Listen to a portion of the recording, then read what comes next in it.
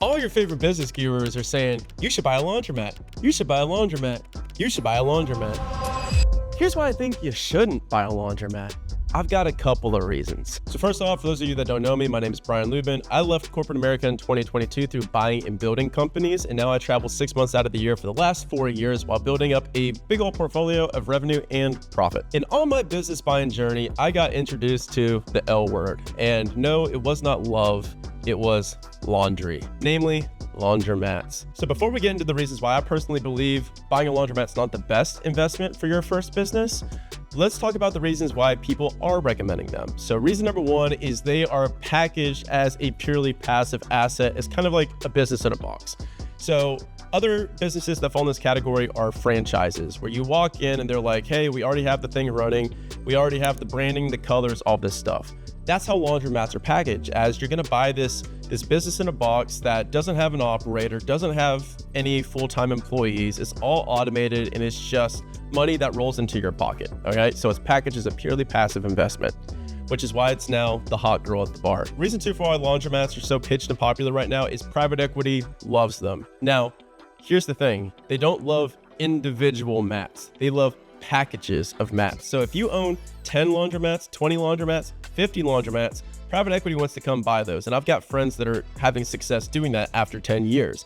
But that's not who we're talking to in the video. We're talking to you, Mr. Corporate Person or Mrs. Corporate Person that's looking to escape the rat race through buying this passive income vehicle, right? And the third reason they're pitched to popular right now is they're labeled as the best beginner rookie business investment because they're normally not multi-million dollar businesses. They're normally $400,000 to $700,000, and they're like, hey, this is a great beginner business for you to wet your teeth on. Now, with all that being said, here is what is actually the truth, and I will share my experience of trying to buy a laundromat myself and actually backing out of the contract after an accepted deal. First things first, back in 2022, when I was leaving corporate America, the first business that I got under contract on was a shiny laundromat. And so I went door to door. I went to all the different laundromats in Atlanta, Georgia, and I was cold calling the owners. I was getting with the owners. I was talking to brokers, and I finally found one that I thought was a good deal. And this laundromat was listed for $500,000.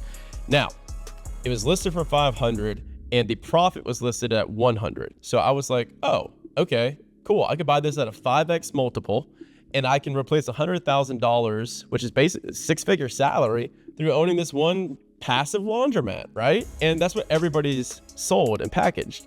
And so I went into it and I was like, oh my God, it's the best deal ever. And it's small. When you're buying your first business, you think small is better because a lot of you guys have rental properties like me.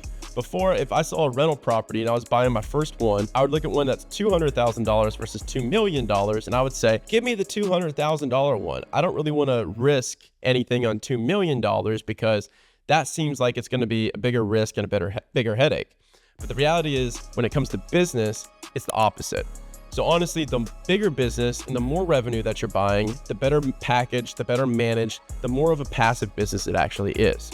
So what happens is I go into this laundromat being sold this bag of goods, and day one I walk into it to do a site visit. So what you do is you secret shop and you kind of go into there and maybe do some laundry yourself just to see how the experience is. Homeless guy overdoses on heroin in the laundromat. Cop cars all around the laundromat.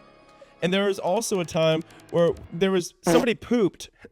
Give us a like and subscribe for having somebody poop in one of the front loader washers, okay? So anybody that's in the laundry game knows, like, this is the clientele that you're dealing with, okay? So you gotta know, there is no such thing as perfect business, but you gotta know what clientele you're trying to deal with, okay? And I did not want to deal with this type of clientele, especially in downtown Atlanta, Georgia, okay? So right now, it's like you're an engineer or a sales rep in corporate America making great money and you're looking to escape. Do you really want to leave your engineering job to be cleaning poop out of washing machines and helping people that are overdosing in your facility? Not really. Doesn't sound like too fun of a time. With that being said, another reason that I didn't like it was a lot of the machines are very, very old and require what's called retooling. So CapEx is the biggest expense besides water and electricity and laundry. And so a lot of the times you're sold and all these machines are gonna be perfect and they're working fine. But the reality is that all of these machines, most of the time, you need to completely retool the mat. You have to replace the machines. They break down all the time. And so that's another big headache that everyone says is so passive, but you've got 4 machines going down and your revenue's down 30% in a month. And lastly, all of these things have only gotten worse. The CapEx has gotten worse and the clientele have gotten worse. And while that's happening at the same time, laundromats have become so popular from social media that they're now becoming more expensive, not because they're making more money and more profit. Definitely not more profitable. They're just more popular. So now every single laundromat that's for sale, they've got 400 people that are submitting offers on it because they're all sold passivity. So now those multiples go up from a 3x to like a 6x. It's now you're paying like $1 million for something that's only doing like less than $200,000 in revenue. It's insane. So at the end of the day, while your favorite guru may be telling you to buy a bunch of laundromats, and it may or may not be for you, for me personally, I found it to be a really bad business, really bad industry, not something that I wanted. Again, you can make a bunch of money, but you have to be able to pick your poison and choose what problems that you want to solve. For me personally, those were not problems I felt like solving. So if you're looking to buy your first cash flowing business so that